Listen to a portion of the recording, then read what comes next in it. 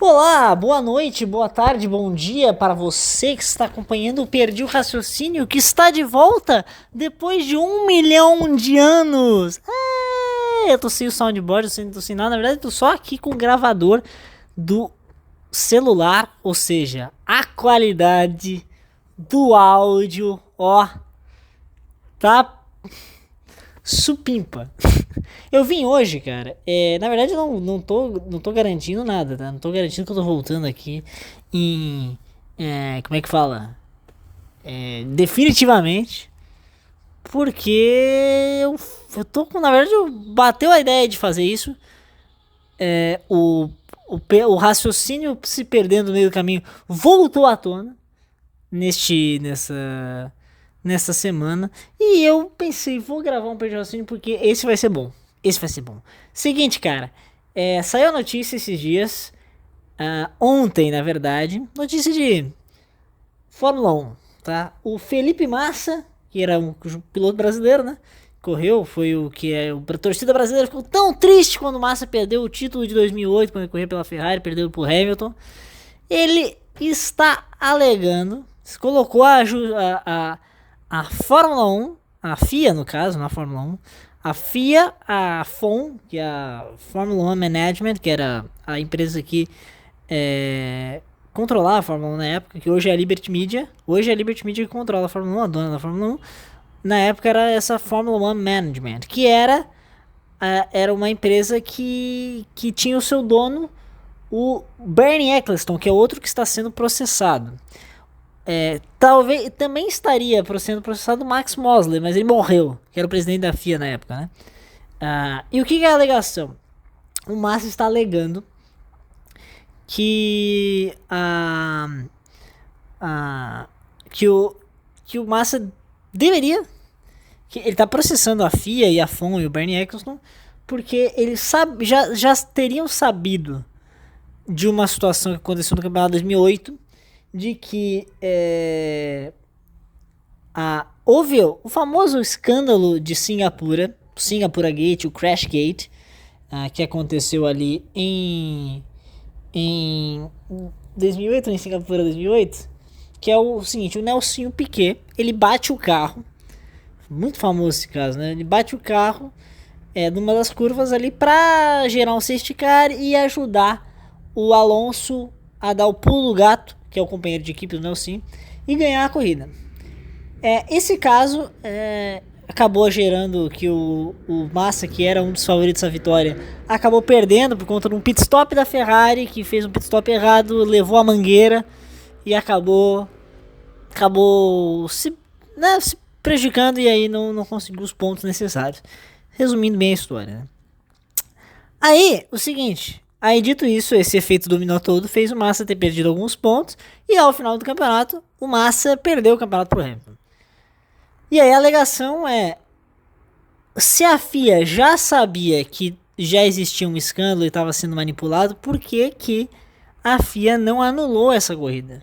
Não logo em seguida já não colocou público e anulou aquela corrida por conta dessa questão. E o que aconteceu foi, para preservar a imagem da Fórmula 1 e também preservar os envolvidos, eles acabaram acobertando o caso. É uma questão grave, né? É um erro, né? Já foi julgado as pessoas que eram envolvidas nisso, que era o Briatore, que foi o chefe de equipe que montou esse plano maligno de manipular a corrida. Já foi punido não, eles foram banidos, tá? Eles foram banidos da Fórmula 1. Foi o Flávio Briatore, o Flávio Briatore foi banido, o Pat Simons, que era o engenheiro que era o engenheiro do Nelsinho na época, também foi banido. E o próprio Nelsinho Piquet foi um dos que denunciou. Então, por conta de ter denunciado, ele se safou porque na época ele era um empregado, e ele contou que ele só aceitou fazer isso porque ele estava com um emprego em risco, e ele não queria, imagina. O Flávio Briatore colocou praticamente uma arma na cabeça do Nelsinho Piquet para ele fazer isso, né? Num sentido meio figurado, né? O Nelsinho já falou várias vezes que ele não repetiria isso que ele fez, porque jamais faria isso de novo, mas ele era muito novo e tudo mais. Hoje, assim, eu vou ser bem sincero, eu assisto algumas coisas do Nelsinho Piquet e eu falo, pô, faz sentido, tá? O errado na história toda tem que ser, e foi o que aconteceu, foi o Flávio Briatore e o Pat Simons, principalmente o Flávio Briatore, que foi o cabeça da situação ali, né? Que articulou para fazer o Alonso ganhar uma corrida. Nunca se falou do Alonso. O Alonso, teoricamente, não estava envolvido nisso. Que foi o maior beneficiado disso tudo, porque foi ele que ganhou a corrida, né? Talvez a Fórmula 1 deu uma cobertada também na situação do Alonso. Talvez o Alonso fez assim, ó, galera, eu não tô conseguindo ganhar a corrida, cara. Desse jeito eu vou ter que sair da equipe. E aí o Flávio Briatore deu um jeito de fazer o Alonso ganhar. Mas aí, enfim, né? É complicado, tá? E aí, enfim, o Massa tá alegando que, enfim, se essa corrida tivesse sido cancelada, ele teria sido campeão mundial. E aí a gente estaria trazendo à tona uma coisa que se chama efeito borboleta, que é trabalhando no e se. Ah, mas e se... Pô, meu amigo, tem 800 e se's no mundo que não dá pra trabalhar.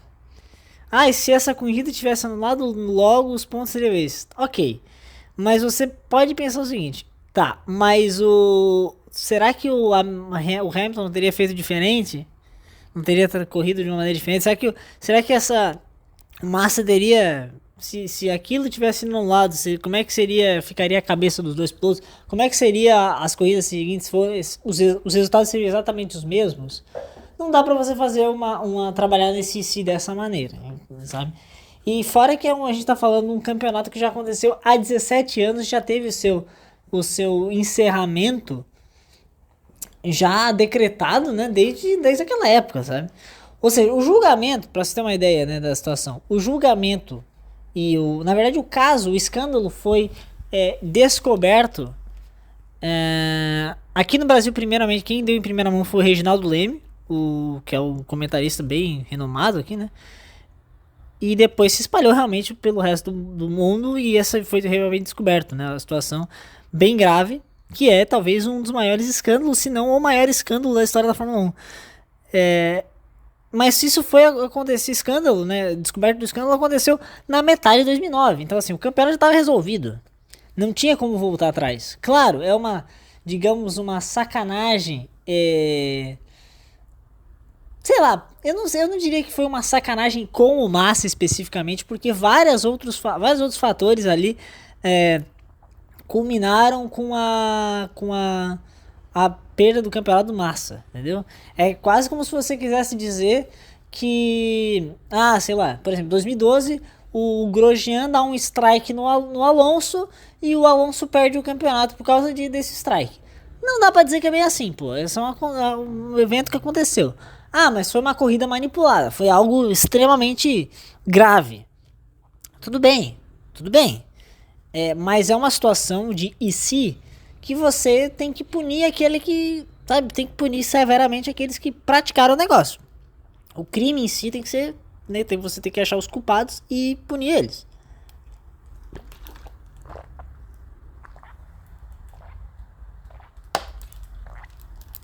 Agora, os danos reparados por causa disso é algo que vai entrar num outro cenário.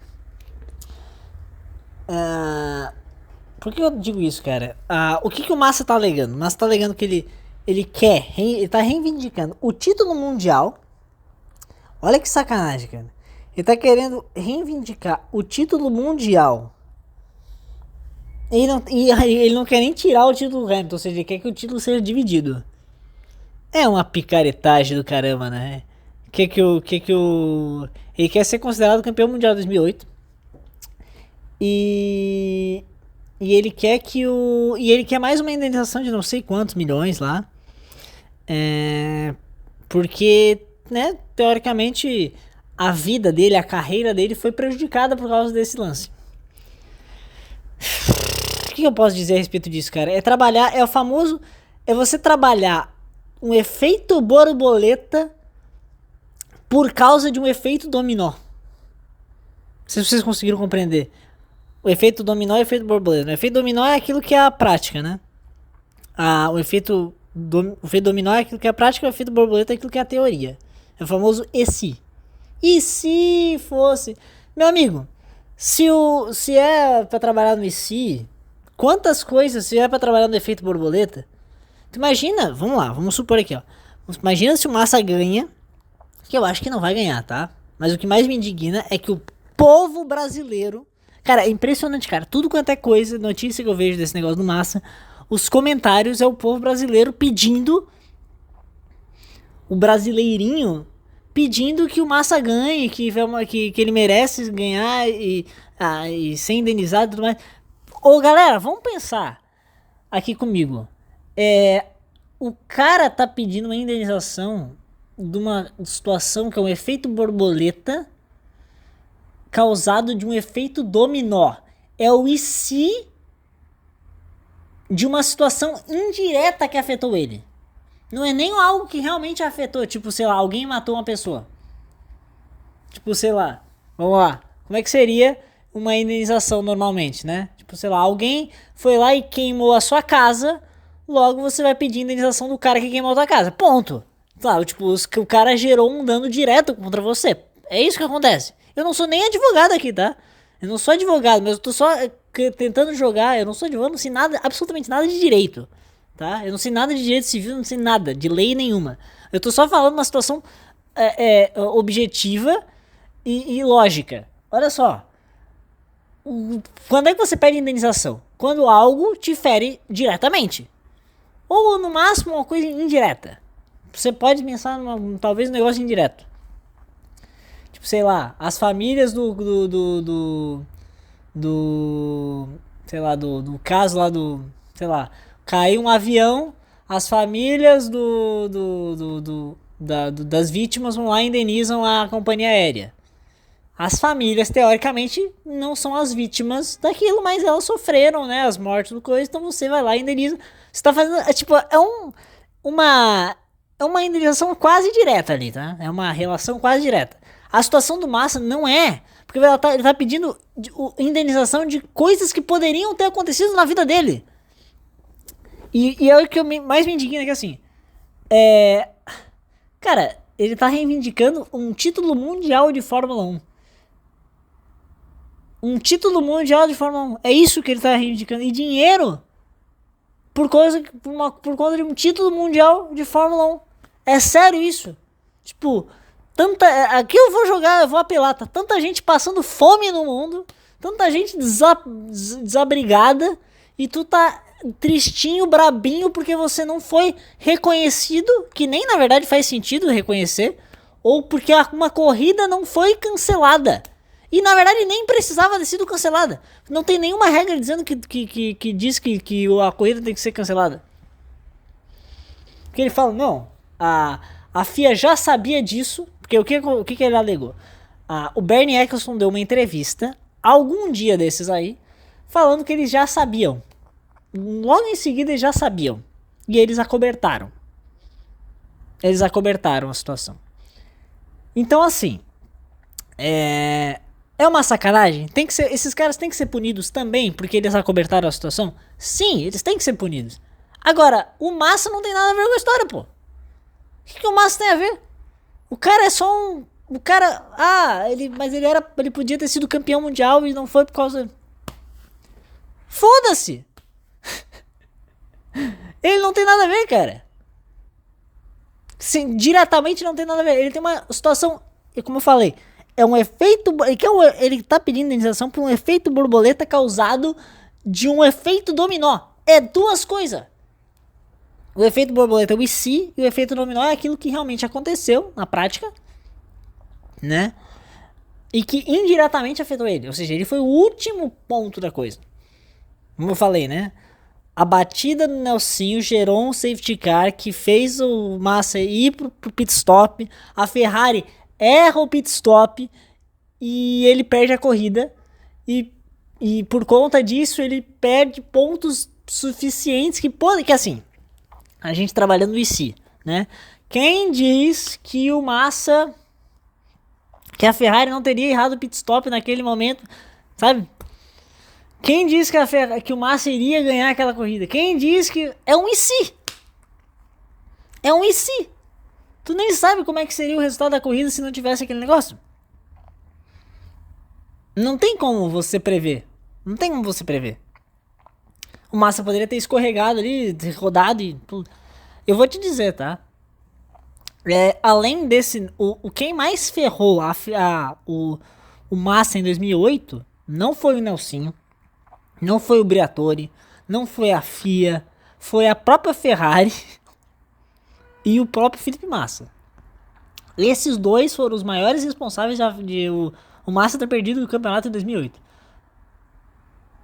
Você querer jogar pra botar a culpa no Singapura Gate por você ter perdido o campeonato é de uma canalice e um espírito de derrota completa. É você pegar a derrota e falar assim, ó, abraçar a derrota, assim, falar assim, ó. Não, abraçar a derrota não, mas assim, é de ser literalmente um perdedor, um mau perdedor. É de você não reconhecer que você que fez merda o ano inteiro ou a sua equipe te ferrou o ano inteiro por incompetência. Porque vocês foram incompetentes no ano e não ganharam o campeonato. Tá? Porque assim, agora vamos lá, vamos já. O cara que acompanhou a temporada 2008 da Fórmula 1 vai dizer que o título do Hamilton foi injusto. Cara, o Brasil é impressionante, cara. Quem acompanhou a temporada 2008 vai botar a culpa no mundo. O brasileiro que acompanhou a temporada 2008 botou a culpa em todo mundo possível, menos no Massa. É na FIA, é no Nelsinho, é na Ferrari, é no Timo Glock. O negócio do Timo Glock é absurdo, cara. Tava chovendo e o Hamilton ultrapassa ele. Normal. E vai fazer o quê? O Timo Glock vai fazer o quê, meu amigo? Então, cara, é o seguinte, tá? Isso aí é mais uma amostra de como o brasileiro... Ele é isso aí, cara. Existem brasileiros como mesquinhos, igual o Felipe Massa, e existem brasileiros imbecis, igual as pessoas que defendem o Massa nesse caso. É isso, cara. Não tem muito o que dizer. Não tem muito o que dizer. Você achar que o Massa tá certo numa situação dessa é imbecilidade, primeiramente, e de uma mesquinhez do caramba. E você querer achar realmente que todo mundo conspira porque o cara é brasileiro, o cara não é europeu, por isso que ele perdeu o campeonato. Cara, volto a dizer, tanta coisa no mundo, tanto problema no mundo, tá? E as pessoas realmente preocupadas de se o Felipe Massa podia ser campeão ou não do campeonato de 2008. Meu amigo, acabou. Passou, já faz 17 anos essa porra. 2008, cara. Tem gente que vai escutar esse negócio e não tava nem vivo nessa época. Porra, meu, já debutou esse campeonato. Os caras querem voltar atrás, não vai voltar, meu. Cara, vou dizer uma coisa.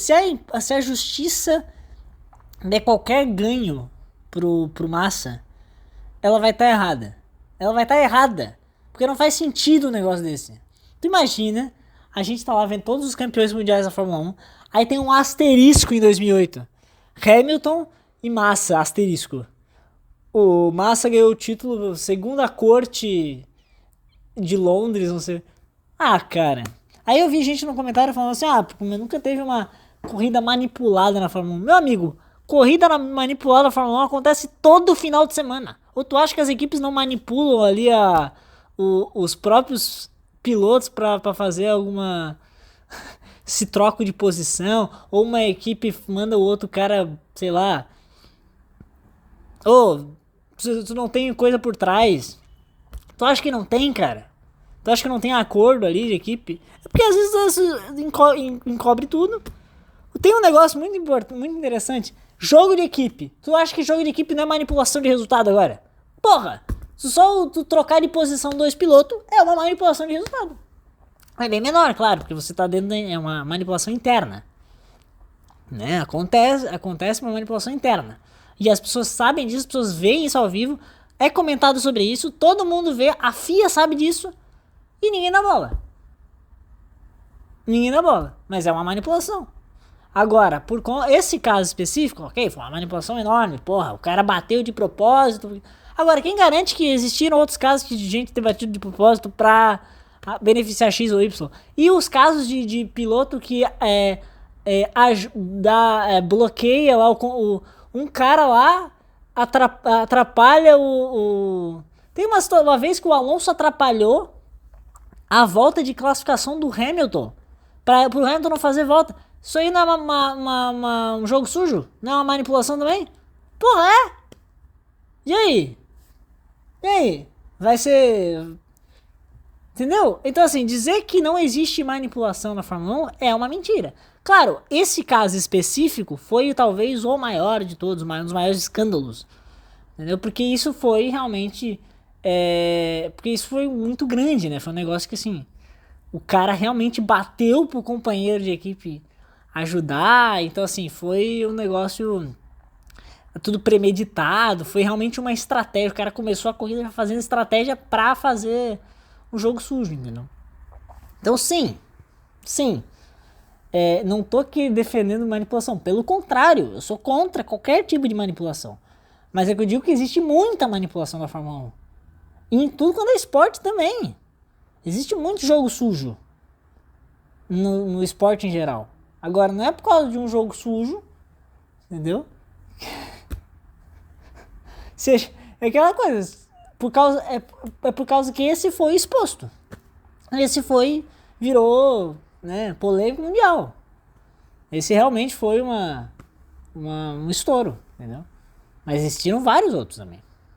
Só que são acobertados, ou que são deixados de lado. Às vezes a mídia, o público, a mídia não se importa tanto e acabou deixando de lado, sabe? Enfim, cara, e eu agora vou colocar uma outra situação também, que eu vou colocar aqui, pra mim, Massa, Felipe Massa, fazendo uma coisa dessa, é um grande oportunista, pilantra, canalha. Essas são todos os adjetivos que eu vou dar pra Felipe Massa. E egoísta, tá? Completamente egocêntrico. Eu quero dar outro exemplo muito interessante. Pra mim, o maior herói do esporte nacional, tá? Esse cara se chama Vanderlei Cordeiro de Lima. Esse é o maior esportista. Não sei se é o maior esportista, mas do herói, porque sei lá, tem Pelé. Foda. Mas assim, o maior herói nacional do esporte, na minha opinião, é Vanderlei Cordeiro de Lima. Por quê? Pra mim, herói, o significado de herói, ele tem o mesmo significado, ou significado parecido, semelhante ao de um santo, que é um homem extremamente virtuoso e que é imitável, certo? Esse é um herói, esse é um santo, né? Um cara que você imita pelas suas virtudes, pelo seu ser, pelo seu caráter, pela sua honra. Vanderlei Cordeiro de Lima, naquele fatídico dia lá em Atenas, 2004, fazendo a maratona, o tal do padre excomungado lá, o irlandês, o cara tá, imagina, Vanderlei Cordeiro de Lima tá lá ganhando a corrida, dominando a prova inteira, medalha de ouro certa pra Vanderlei Cordeiro de Lima. O cara invade a pista e atrapalha só o Vanderlei pra poder se aparecer. Aí, claro, atrapalhou o Vanderlei ali por uns segundos. Aí um outro cara vai lá, o grego lá, ajuda ele a sair de lá. E ele, que depois ele recebe inclusive uma medalha de honra. Porra, ajudou o Vanderlei a sair daquela situação ali. E o Vanderlei continuou correndo, cara. Ele perdeu o ritmo, provavelmente se machucou ali na hora. E aí vai. Aí vai E aí, por conta dessa situação toda, ele perde o ritmo, ele perde 2 posições e acaba terminando em terceiro, medalha de bronze. Só que, cara, é tão bonito isso tudo, porque ele vai cruzar a linha de chegada e ele tá sorrindo, pulando de alegria. E cruza a linha de chegada, ele vai pro pódio, os 3 estão lá, o cara mais feliz do pódio é o Vanderlei. Porra! Eu olho pra aquilo e falo, que é isso, cara? O cara, porra, tu perdeu, cara. Tu perdeu porque um desgraçado te atrapalhou. E tu tá sorrindo, cara. Tu tava com a vitória ganha. Que isso? que aconteceu, cara? Pô, a vitória da ganha. Tu tá com uma medalha de ouro garantida. Um cara te atrapalhou de sacanagem. Fez isso de sacanagem contigo. E mesmo assim, daí tu perde 2 posições, continua correndo pra caramba e ganha. E ganha não, desculpa, e ganha. E fica em terceiro.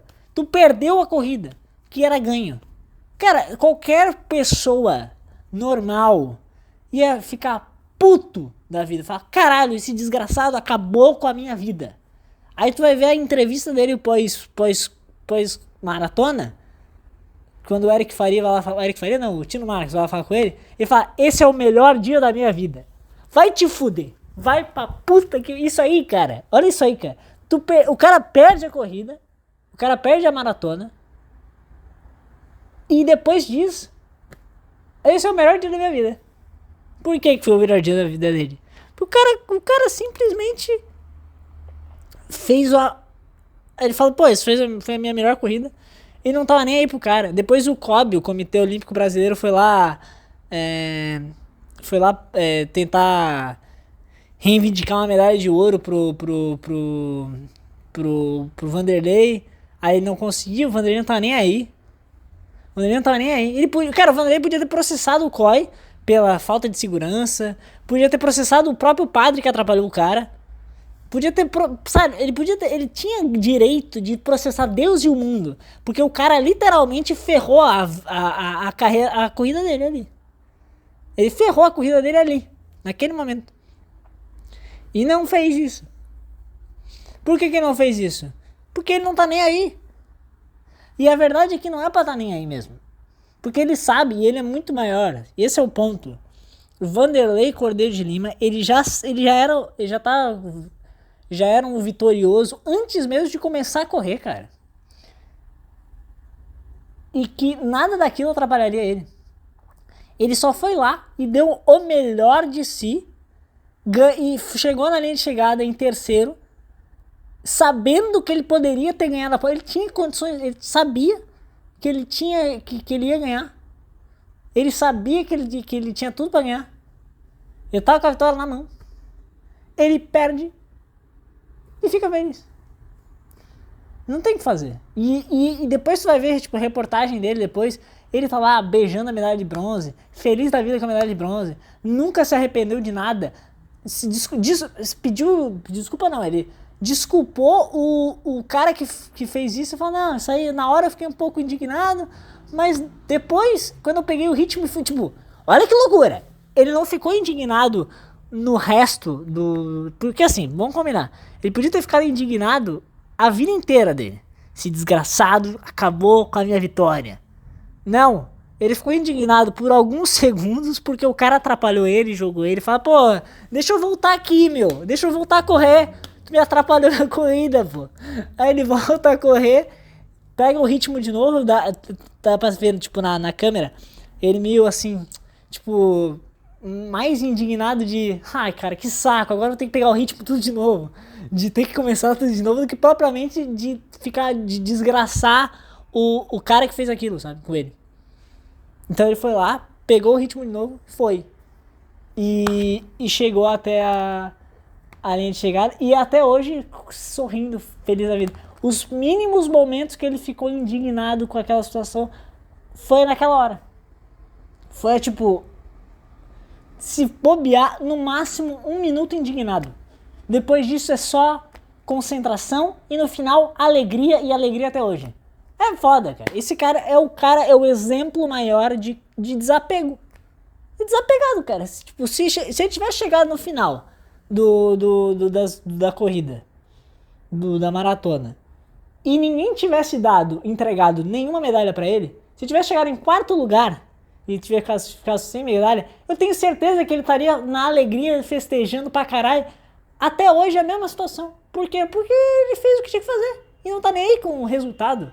Não tá nem aí com a medalhinha, o reconhecimento público, não tá nem aí por quê? Porque assim, isso que faz um herói de verdade, isso faz um santo de verdade, é um cara desapegado completo.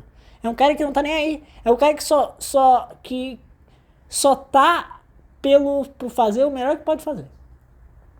Dei o meu melhor, fiz o que eu tinha que fazer. Fiz aquilo que eu tinha que fazer. Dei tudo de mim ali. Se não deu, vou tentar na próxima. Agora, ele sabia que ele venceu e ele, no inconsciente dele ele sabia que tinha vencido.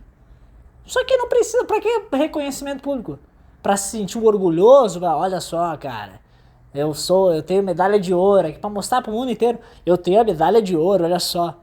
É isso que o Massa quer fazer. Ele quer fazer, ó galera, eu sou o campeão também de 2008, tá?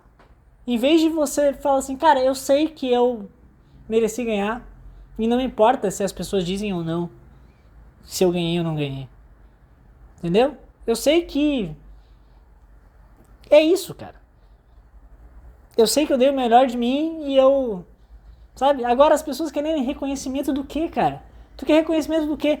O brasileiro em geral, tirando o Vanderlei Cordeiro de Lima, porque esse cara não é brasileiro, tá? Esse cara é brasileiro de nacionalidade, mas não é brasileiro de síndrome de vira-lata, tá? Porque o brasileiro, ele tem síndrome de vira-lata, desgracento do caralho. Brasileiro é isso, tá? Vanderlei Cordeiro de Lima é uma exceção à regra, tá? Mas brasileiro é tudo assim, cara. É impressionante. Tem que acabar com esse negócio, cara. Tem que acabar urgentemente. Que tenhamos mais Vanderleis Cordeiros de Lima e menos Felipe Massa. É isso. Esse é o PG Racing de hoje. Abraço, tchau.